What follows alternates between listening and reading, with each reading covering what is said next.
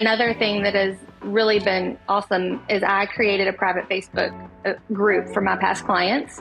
The more niche you can get and the more of a community that you can create that others can't, then you're going to win and you're eventually going to get business from that. One thing that I've done in my community is build a community. So I'm going to go sit in this coffee shop every Monday and I'm going to talk to every person that walks in the door until everybody knows me.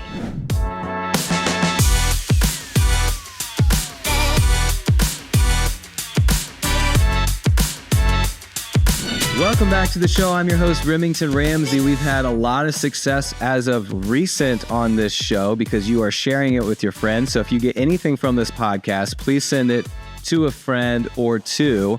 We are now officially top 5% globally of all podcasts.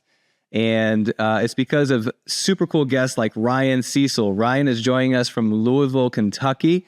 Her trajectory in real estate for the last 4 years when she started was 5 million, 9.5 million, 12 million, and 16.8 million, which if you're listening to this, I'm sure you would love that trajectory. And fun fact, she got fired from her last job because of social media. Ryan, welcome to the show. Thank you so much for having me. So we're going to jump into that. But first, what do you love about selling real estate in Louisville? It's so diverse. We have so many different pockets of real estate in Louisville. I sell homes that are close to $1 million, but then I also sell a ton of investment properties that are like $60,000. So I have a very big range. There's all kinds of different home styles here in Louisville and Southern Indiana, where I'm also licensed. So there's a lot of different housing options here. So it's fun. Yeah. And you love living there as well? I do. Good food scene? Yes, very good food scene.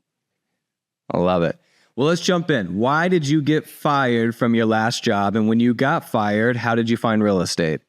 Well, I had started a TikTok account in 2020, just like a lot of other Americans. And I started posting content, just silly videos talking about being a day drinking mom and, being bored in the house. Well, at the time, TikTok wasn't really what it is now. It wasn't this global marketing platform. And my company, where I was an upper level manager, they determined that because of my rapid growth in my TikTok account that I wasn't management material anymore. So they decided to let me go. And it ended up being the best thing that ever happened to me. I was already taking real estate classes. So I just decided to run with it. And it's been the best decision ever.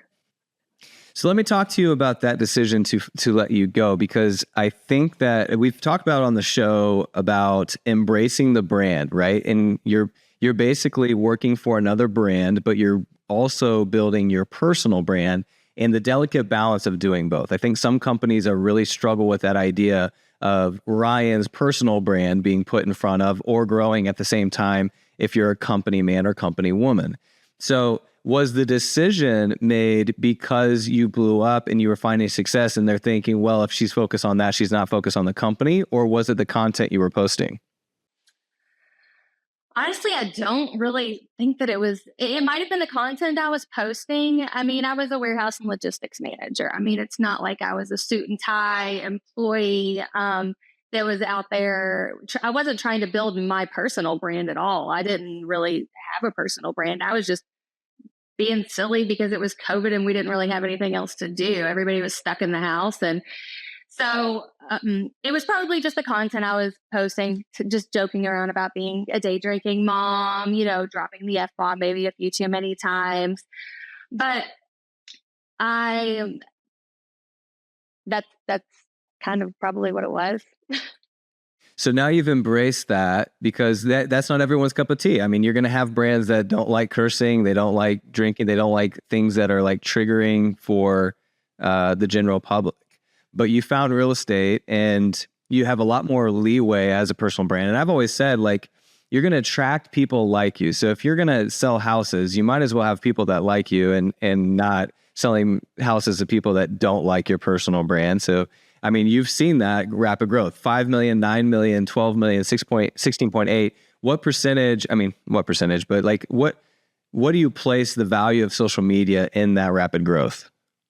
In the beginning, not very much. I did a lot of online leads in the very beginning of my career. But now I am starting to get those referrals from social media. So I would say last year was probably my biggest year for social media. People that have reached out to me on social media asking me to help them buy or sell houses. So you started getting pressure from the other company before you got fired. Hey, or maybe not. Maybe it was blindside. Was it blindside, or did they tell you to chill out? It was, well, they had said something about one of my videos prior. And I Okay, so they said, gave you kind of a they warning. gave me kind of a warning, but I was very much blindsided, especially because they did it at a time where our last day of the month was always like the hardest, busiest days. Like we worked like 12 hours to get everything out. And they pulled me in after like busting my butt like the entire day and that entire month and then let me go. And so I was very much blindsided. Okay, so you were given a warning, but then so you're probably, even if you're given a warning a little bit, you're probably like in the back of your mind when you're posting, thinking, how is this going to be taken? And then when you finally let go and you find a new industry that allows you to a little bit more leeway, you're probably like, oh, I'm free, I'm allowed to do all this. How do you balance that? So in the last 18 months, the lawsuits have basically been about professionality in the business place. So how do you balance? Because in the pre-show you talked about you had crossed the line at one point. I want to hear about that. But like, how do you balance professionalism with being yourself and being a little edgy? Well, so I did cross the line last year, actually. I was doing, I don't know if there's a real estate agent named Brad. He does these very aggressive home tours. Well, I was like, well, I want to do one of those. And like, my broker, she's like, I've got this house that would be perfect for it. So I went to go do the aggressive tour. It was great. I thought it was hilarious. Everybody thought it was hilarious. But I said one line in it, and I said, I was in the house and I was like, if somebody comes after me, I'm going to shank up. So, like, but it insinuated harm, and like, that's not really the way that I meant it. So, that crossed the line. So, Okay. Who'd you hear from the board on that? yeah, well, yeah, the KREC. So I heard from them on that, and then kind of I think NAR started watching me a little bit more closely. So, but I think really and I wasn't saying it to actually like I'm gonna go hurt somebody, but if somebody comes after me, I'm gonna protect myself. But I know that was a line that I crossed. So I've been much So more so careful. then so then back to the question then. Now that we know a line and certain things that they're looking for, not inciting violence and that kind of thing. Like I think there should be a line. I think like otherwise there'd just be. I mean, we would have an entire industry of crossing the line, and the professionalism would be at an all-time low. But what do you as you're building your business now, and you've seen the success that you can have with being yourself and being edgier and not just like the other cookie cutter agents, how do you balance that when you're looking at posting for the week? Like, do you actually attack it and say, okay, where's the line, and don't cross it, or what do you do? No, and there is not a lot of planning on my part by what I'm going to post on social media. Now, my educational content that I post on Instagram and Facebook, yes, there is planning behind that. But when I'm going to post like a TikTok or a video, I it's very much spur of the moment. I'm not putting a lot of planning behind it.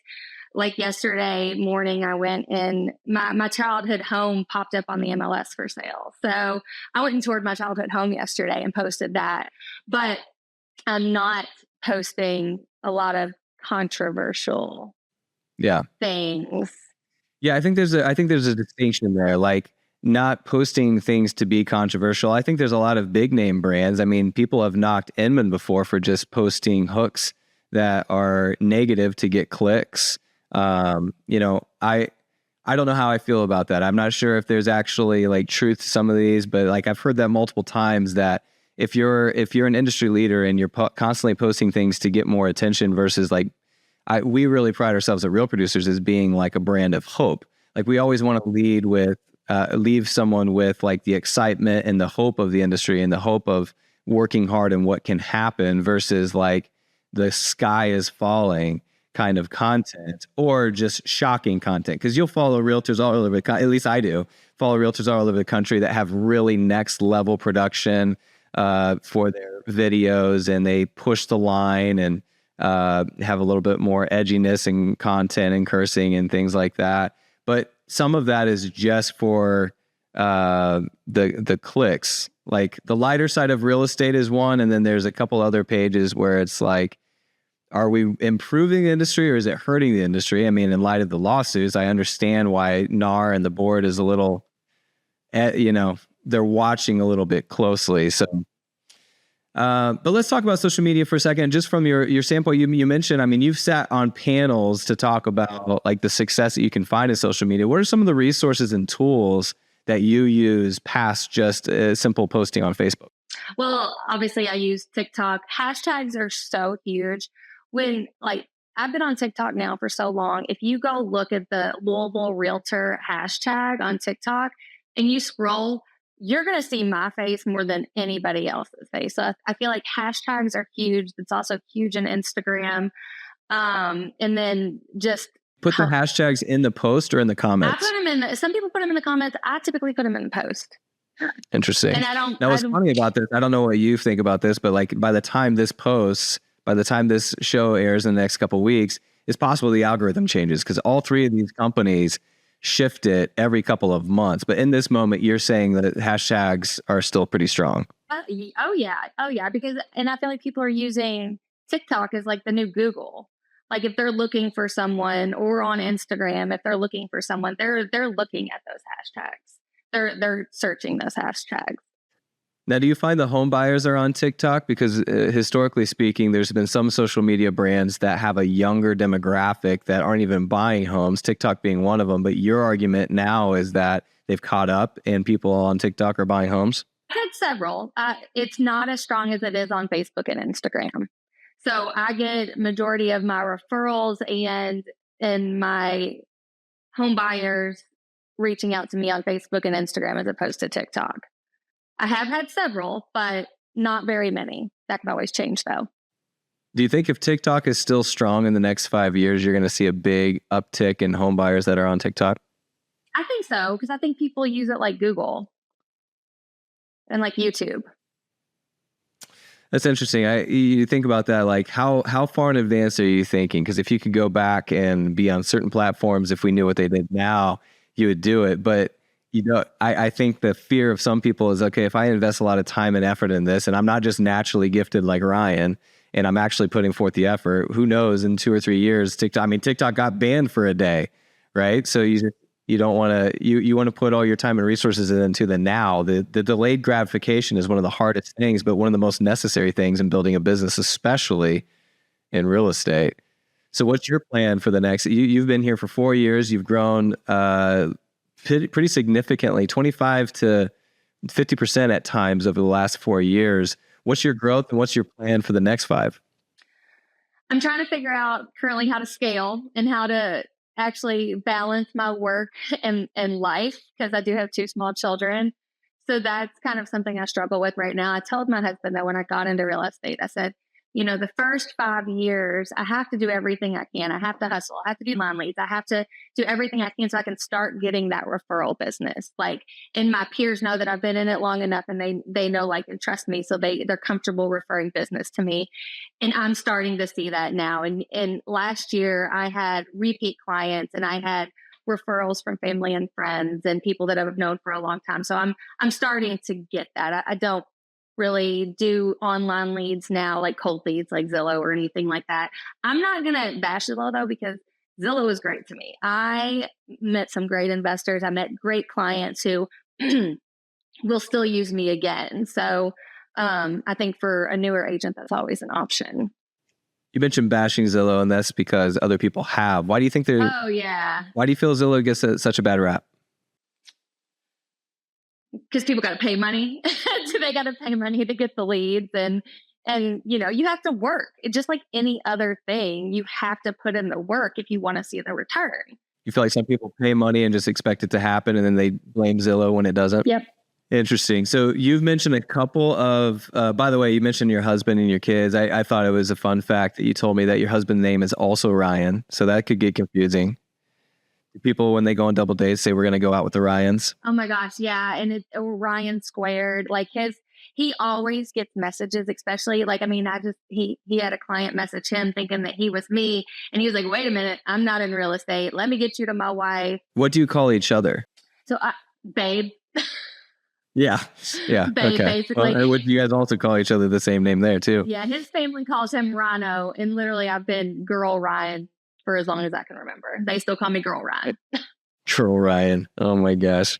All right. So let's get back to the social media because you said there's 3 platforms that you use the most: Facebook, Instagram, and TikTok. TikTok, you have the most followers and the most exposure. However, the most business you get are from Facebook and Instagram. Are there any other platforms that you think are necessary for your business and that you would recommend to others? Oh yeah, Google Business, of course. You got to get your Google reviews. I use YouTube. I use X. I think that's what it's called now. My Google Business. If there's a platform, I'm probably using it. But for business, definitely Google Business Profile and Instagram and Facebook. Is there anything you're actively doing besides asking for reviews and updating your profile on Google? Yes, I'm posting my closed photos, listing photos. I actually have a virtual assistant. She helps me with some of that stuff too. So she'll keep that up to date for me. And another thing that has really been awesome is I created a private Facebook group for my past clients. And I do giveaways. I post Starbucks gift cards in there, and I'm like, "Hey, go get a coffee on me." So that helps keep me top of mind with them, and then they have a little community in there too. I love that. Creating your own communities. I've always said that if you can find the more niche you can get and the more of a community that you can create that others can't, then you're going to win and you're eventually going to get business from that. So it sounds like you've started that and you've done that with a community. How do you keep the content fresh? Like how many these people it's been said that most people know 10 realtors before whether they know it or not. They know 10 people who have the real estate agent on average have their license. So if you're one of 10 and you're creating this community and these other people have 9 other realtors in their sphere, maybe even their small groups or, church, neighbors, whatever, how do you create a group that's interesting enough for them to be a part of it where you're not just talking about real estate all the time? What is the content in that group? Well, the content in my past client group, I don't really post a lot of content like in there. I'll do giveaways and things like that, but there's not really a lot of content posted in there. If they need like a recommendation for a plumber or something like that, we have those resources as well. But one thing that I've done is in my community is build a community. When I got my license in 2021, I told my husband, I said, I'm going to go sit in this coffee shop every Monday and I'm going to talk to every person that walks in the door until everybody knows me. And I did that, and it has been amazing. So my coffee shop, shout out to Stomping Grounds Coffee. Everybody knows me there. Everybody knows that I'm a real estate agent. It's Southwest Louisville. I have built an entire community. I just started the Chamber of Commerce in Valley Station. So I am actively trying to put more out into my community and build my community up and and I've gotten business that way too. So it's not really just the Facebook groups too. Like I am out in my community. I'm planning events. I'm doing Light Up Valley Station, like all these community events and being out in the community, not just on social media too. What's it look like when you post up at a coffee shop? Do you actually like stay there for a couple hours and do all your business there, or what? Like, what is that? Is that a planned weekly activity? Yep, I'm there at least once a week. This week I was actually there on Sunday, which I'm really not there on Sundays, but I had a buyer meeting there. So, but yeah, no, I will go in there and I will work, and everybody knows me. Like it's a small local shop. It's not a Starbucks or It's so anything like powerful that. if you're talking to someone new and 1 or 2 people come up to you who know you during that conversation. There's like this silent power that happens in the back of their mind where like, oh, she's legit. Whether they know you're a real estate agent or not, because you're just planting that seed. Then the next time they get coffee and, maybe they don't need to buy a home, but in 5 years, all of a sudden they're like, you've been established. You just don't know the seeds you're planting when you do that. You don't, because like I was actually at an event last night where I was asked to come talk to newer agents at our brokerage. And I was telling them that my first year, my neighborhood has this massive yard sale. In my first year, I was doing like a giveaway, and I was giving out my cards. My local lender was there with me. Well, 3 years later, these people called me 2 weeks ago, and they're like, "Hey, we got your information at your yard sale. We're finally ready to sell our house. Can you help us?" So it's like 3 years later, they're remembering like those things. And they also follow me on TikTok. So that's how the original conversation started at my yard sale. They're like, "Oh, we follow you on TikTok." So I was like, awesome. Nice.